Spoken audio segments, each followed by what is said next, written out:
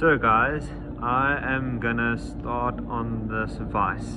I'm gonna be dipping it in a citric acid solution. So there's my citric acid over there. It's a 5%, so 5% citric acid to 95% water. So this is a 25-liter bucket. I think I'm just gonna make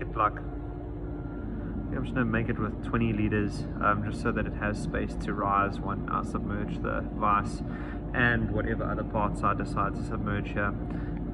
It lasts about 6 months apparently, so yeah, I'll just be keeping it in the bucket once I'm done with it. So yeah, I'll film that.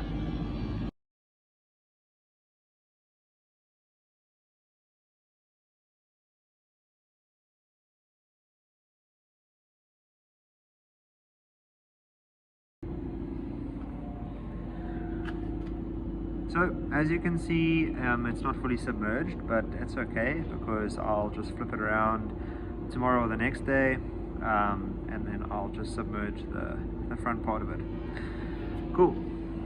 Okay, so this has been in here for a while. I think it's been like a week now, maybe, since I put this in. I took it out once it had been in here for, I think, 2 days, and I just separated the two pieces of the vice.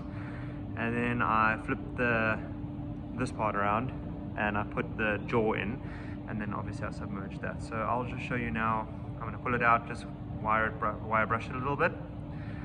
Yeah, then I'll let it dry outside in the sun. It will get a little bit of flash rust, but I'll use my rust remover and then just paint that on, and it'll take any flash rust off.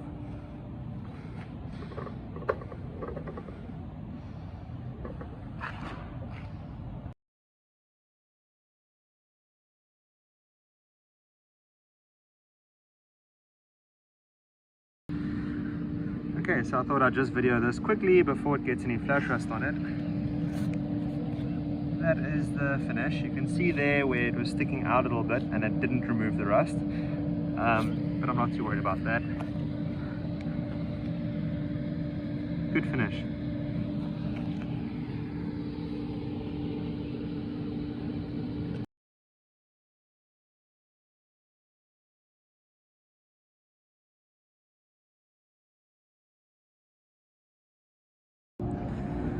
Okay, so that's all done. It literally took me about, I'd say, 10 minutes. So you can see on that one it's getting some flash rust.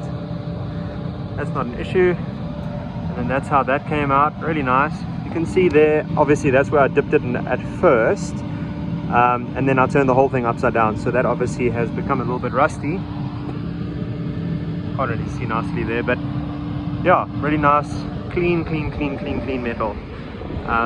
You can see why it was so stuck. If you have a look at that pitting, it's really bad pitting. So there is a reason why that vice didn't move at all.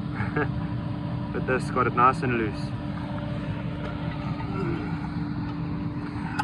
You can see here that whole boss type thing, that brass piece has been completely broken. So I will machine another one up. Well, I won't, I'll have it machined up. I don't have a milling machine, but my mate does. Yeah, a little bit of rust in there, but that's not an issue. Yeah, thread's nice and clean. Thread's actually really in good condition still. But yeah, this vice has been punished quite badly. So yeah, obviously I'll make up those new jaws there as well. So that's it, guys. That is the citric acid method. And then just another little thing to show you guys. So I made this up. This was I would say it was an extension to the load bed on the barrel nose. So they obviously chopped the chassis or the frame behind the cab, and then they bolted that whole thing onto an F350 frame. So obviously the wheelbases were different. So they just bolted the load bin where the wheels were, bolted the front of the cab where the wheels were, and then they made up this piece to go in front of the load bed, between the load bed and the cab, if that makes sense. Anyway, so that was lying around, the floor had rusted out and stuff, so I thought this would make an ideal bath, so that I could actually fill this whole thing up with citric acid, and I could dip my anvils. I want to dip that thing over there. I can dip some sheet metal. So I mean, you can see I've got a lot of stuff around here that I can dip. So I made a bit of a bigger bath, and then excuse my welds, but those are not too great. This is quite thin. This is just the top of a 44-gallon drum. I use that because it has this nice little drain plug over there, so I welded that in. And having said that, this piece was completely missing, so there was no sheet metal here, so that's how come I just decided I'll do that. Yeah, it's those welds are a bit terrible, but the rest turned out nice. That was just some more scrap that I had lying around, and these pieces of channel over here, the guy had made a front bumper out of, so he had welded them together to make like a square channel. So I just cut them in half again, cleaned them up, and I used that. And you can see that is just running alongside, like lengthways along the bath.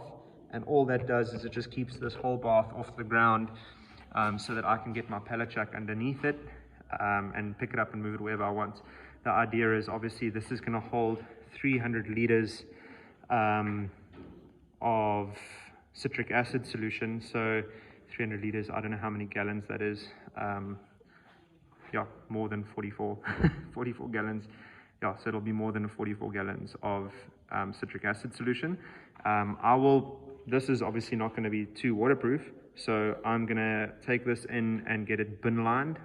That stuff that they spray in truck beds, that like polyurethane stuff, I'm going to just have this whole thing done with that. It's nice, it's durable, it'll waterproof it up nicely, and that'll do the trick. Yeah, so that is it. This was just put together with all scraps lying around the workshop except for that piece of pipe. It was the only piece of new steel that I used.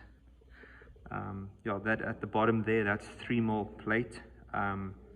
So that's nice and thick. It's not going to give any problems. I will take this off the pallet jack, turn it upside down, and then I'll show you guys the underneath of it.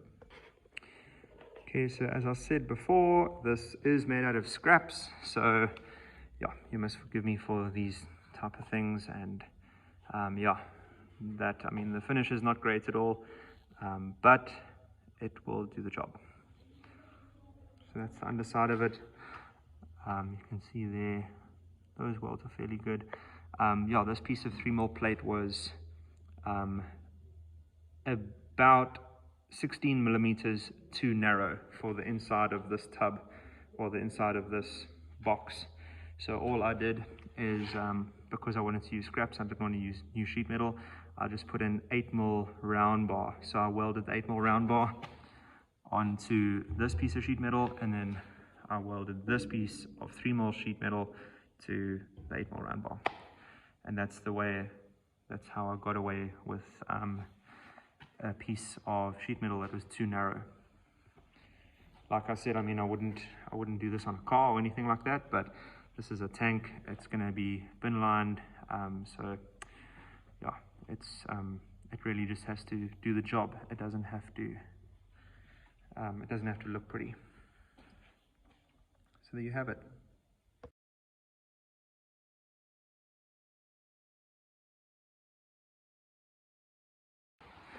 Okay, so just a quick update. This is now the tank. I got hold of the guys that wanted to do the bin lining polyurethane coating, and they said to me that it has to be rust free and in primer. So I had a little bit of work to do. I just hit it with a wire wheel.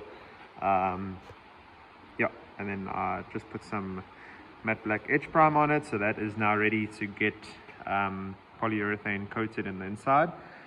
And then over here I've dipped some more stuff in my acid solution. So this is just an old headlight.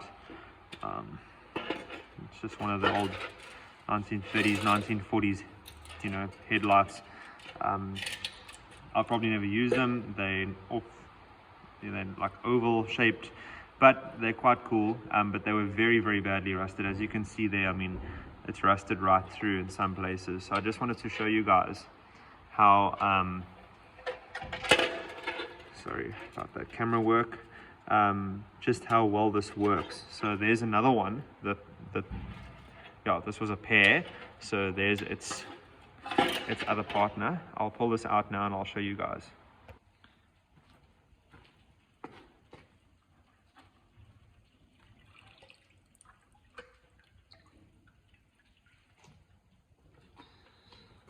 So there we go. As you can see, where there was rust, it's very, very thin. You could probably cut yourself quite badly there, but yeah, it's so gentle, the way that it eats the rust off. You can see over here at the back, that literally just rubs off. See that? This was soaking for about 3 days, I would say. You can see on the inside, let me try and show you guys the inside there. So you can see on the inside there's some rust in there. That'll just come out with a wire brush. So let me go and whack this with a wire brush and then I'll show you guys the result.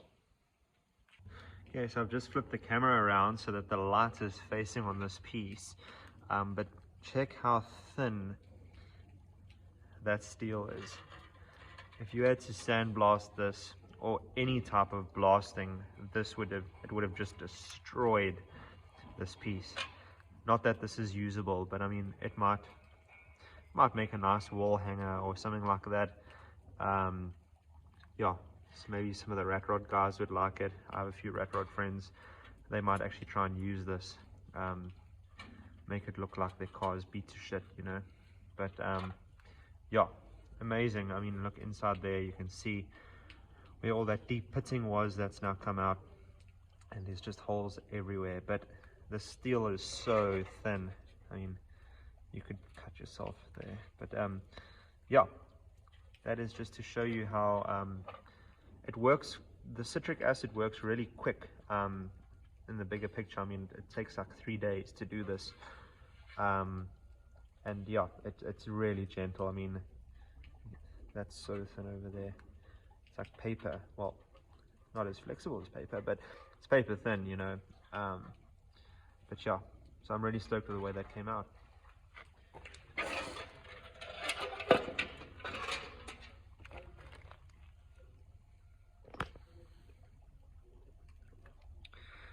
Before and after.